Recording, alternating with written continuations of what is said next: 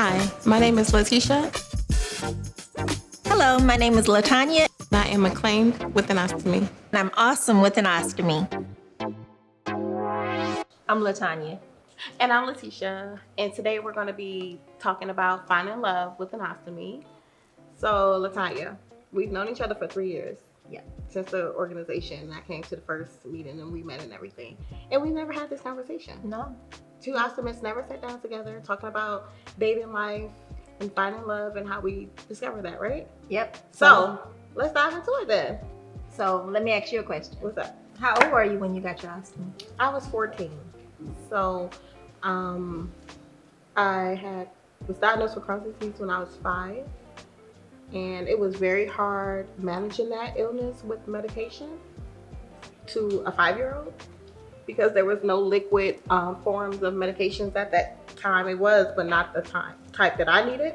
Growing up, being sick and refusing to take medications, it just eventually led me to getting a permanent ileostomy because my Crohn's disease was just so out of control.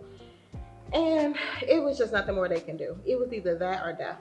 So I remember like my mom and my grandmother standing over my hospital bed, and my grandmother told my mom, I was coming out of anesthesia, but I heard this vividly. And my grandmother said, well, at least she's not dead.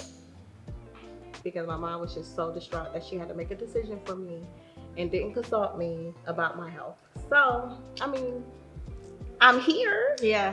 They save lives, right? Yeah, they do save lives. Yeah. So, yeah. And I think that's the biggest thing that people just need to understand when it's talking about finding love. Ostomy, it saved our lives. So we just have to learn how to live and keep going. Right. And when you think about like the topic of love, you're not even thinking about that at that age. That is like the furthest thing from your mind. I don't even think I was even thinking about dating anyone until I was like in my 20s. And then it came another set of, okay, do I tell this person about my issue? How can I accept rejection if that's going to happen?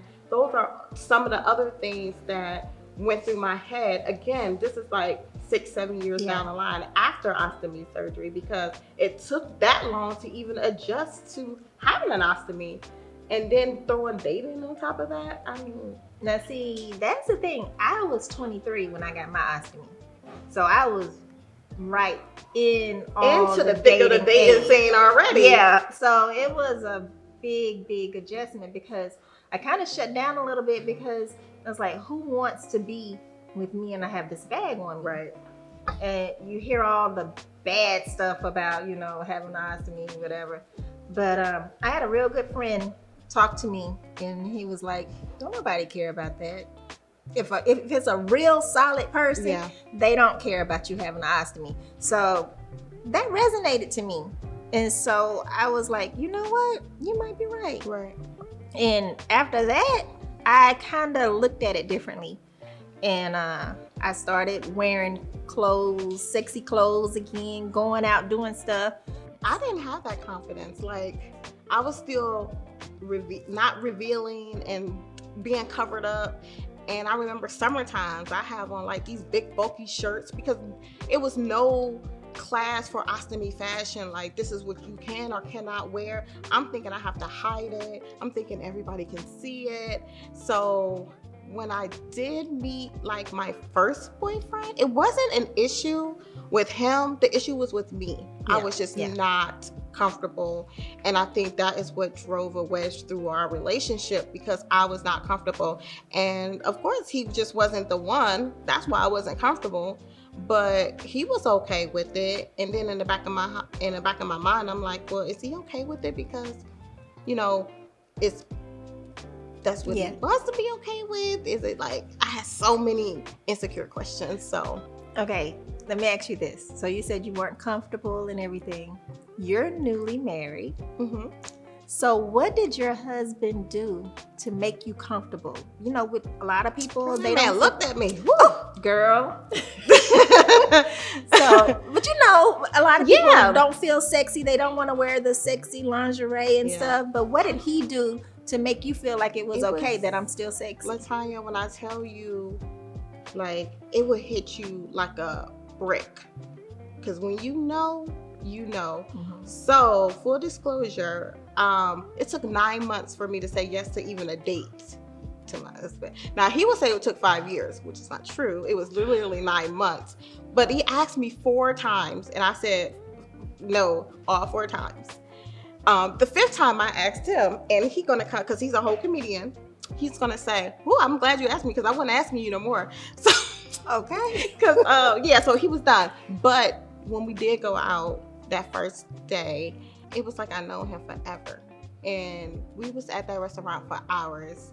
And I told him, but we was already talking for 9 months. Like, he knew about the ostomy over the phone, because I was like, okay, just gonna be my phone friend. Yeah. So he knew about all that without me even seeing him. I saw him one time, and then I didn't see him after that until 9 months later on our date. So that's how that happened. Okay. Yes, that's how that happened. So since we're on this track of partners, Mm-hmm. tell me about yours and how he supports you. Well, now I met him in one of the worst moments. I mean, this was before my surgery, and he was just a friend. He was just there, the person that I could lean on. He didn't act like my ostomy was different. He didn't act like it defined me. And I remember just the getting naked was the hardest part. Oh my gosh, it's so You know, it's okay. You know, I used to buy all these little underwear, you know. the with lacy little- stuff. Yeah. Oh, with, me too. With the slit in the middle, so you don't have to take them nothing off. Yeah. But it didn't matter if I was naked. You know, the first time I got naked around him, I still saw beautiful in his eyes. Yeah.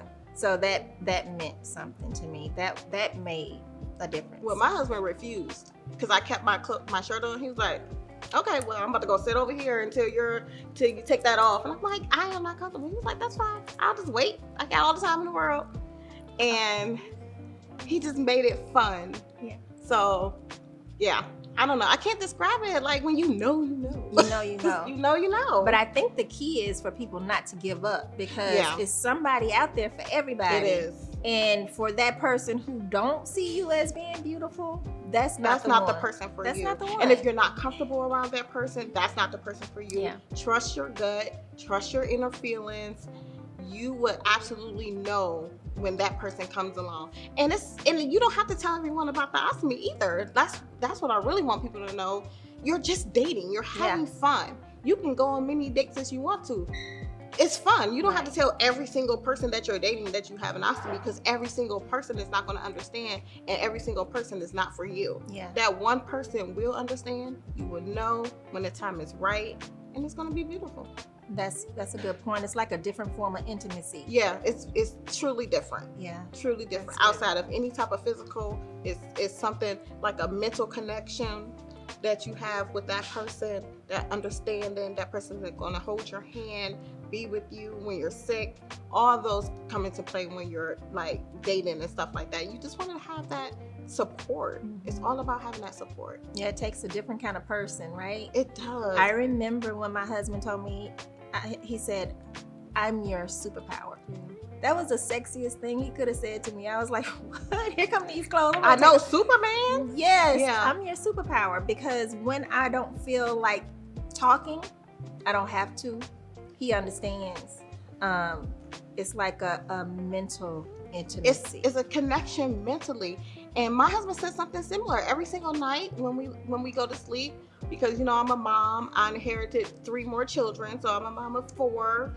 And he see me. I come home. I do homework with the kids. I'm doing all this stuff, and every single night he says, "You don't have to be strong. I'm going to be strong for you. You don't have to. You can just be as soft as you like." And that's something that you need to hear those words from somebody that is supporting you. Yes. He don't even have to say a word. I just got diagnosed with a new form of Crohn's disease, and when that diagnosis came, I laid on my kitchen floor crying, like bawling my eyes out. He came home, he saw me crying. He did not even say a word. He just laid down next to me. He just laid there and let me cry. That's it. He didn't say anything. He didn't say, let's get up, go lay down. Nope, just lay right next to me. And that's the type of support you need, because that's what I needed at that time. I didn't need him to pick me up and carry me off and go lay me down. I needed him to be right where he was. Yeah, and that was that connection, that mental connection I'm talking about. So I love it. Yeah.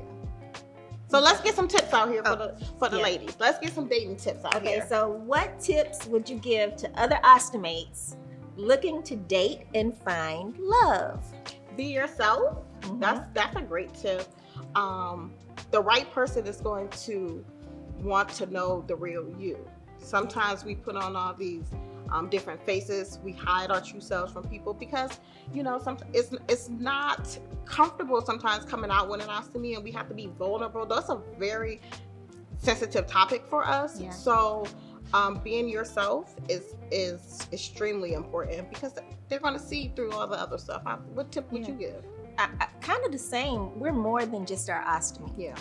I mean, we have a whole lot more going on for us, and when it comes down to it, let a person learn the rest of you, not just how you go to the bathroom. That's something that he can learn down the road. Characteristics, personality. Whoever. I have all these other things. Ostomy is like all the way at the end. Yeah. So just learn how to love yourself first. So a lot of times we have to think about mental health for ourselves before we even start thinking about getting into a relationship with somebody else. Yeah. Because I know I've been damaged, and I know that having an ostomy gave me some trauma. And when I started going to therapy, I learned how to release that and how to learn that I wasn't the cause, or I shouldn't be guilty that I have an ostomy. I didn't do something to cause me to have an ostomy. Yeah. So we have to learn how to get past that and forgive ourselves and love ourselves before we can expect somebody else to love us properly. Exactly. So yeah, exactly. I totally agree with that. And the final tip I just want to give to all the ostomates, my fellow ostomates, my community out here, is you are worthy. You are worthy of love. You are deserving of love. And if someone is not giving you that love, that person is not for you. Yes. At all. So, but it was so good catching up with you, girl. I know, girl. I know. This is a great conversation. We gotta do this again. I know. Oh, it's so great. Thank you.